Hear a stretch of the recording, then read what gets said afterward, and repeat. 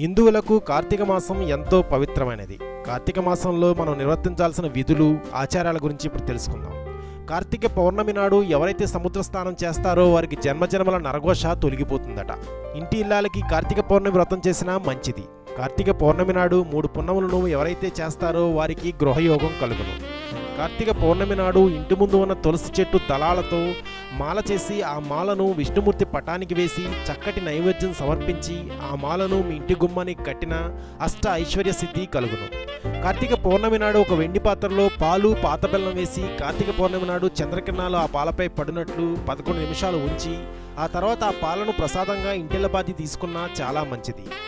కార్తీక పౌర్ణమి నాడు పవిత్ర స్నానం తర్వాత ఒక కంచు పాత్ర నిండా ఆవు నెయ్యి పోసి ఆ నేతిలో దీపాన్ని వెలిగించి తెల్లని వస్త్రాలు, తెల్లని పూలమాలలు ఎవరికైనా దానంగా ఇచ్చినా పూర్వజన్మ పాపములన్నీ తొలగిపోవునట.